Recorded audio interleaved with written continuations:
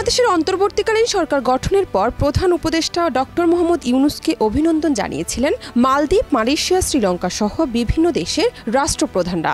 এবার তাকে উষ্ণ অভিনন্দন জানিয়ে চিঠি দিয়েছেন ব্রিটিশ প্রধানমন্ত্রী Keir Starmer. 14 August doctor Mohammad ইউনূসকে উদ্দেশ্য করে একটি চিঠি লেখেন। চিঠিতে কিয়ার স্টারমার বলেন, বাংলাদেশের ইতিহাসে এমন গুরুত্বপূর্ণ সময়ে বিভিন্ন চ্যালেঞ্জ মোকাবিলায় আপনার নেতৃত্ব খুবই গুরুত্বপূর্ণ।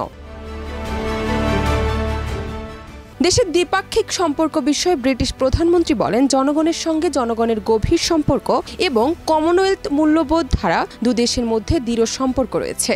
যুক্তরাজ্য বাংলাদেশের সঙ্গে এই দৃঢ় স্থায়ী সম্পর্ককে মূল্যায়ন করে। এছাড়াও চিঠিতে বৈষম্য বিরোধী ছাত্র আন্দোলনে হতাহতের ঘটনায় দুঃখ প্রকাশ করেন তিনি।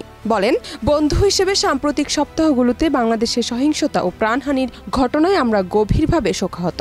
আমরা ছাত্র জনতার সাহসিকতা স্বীকার করি, যারা শান্তিপূর্ণ প্রতিবাদের মাধ্যমে দেশের বাংলাদেশ গড়ার আহ্বান জানিয়েছিল।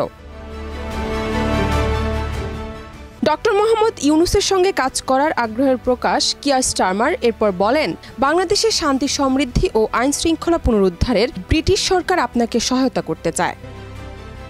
জান্নাত নিপু, দেশ রূপান্তর।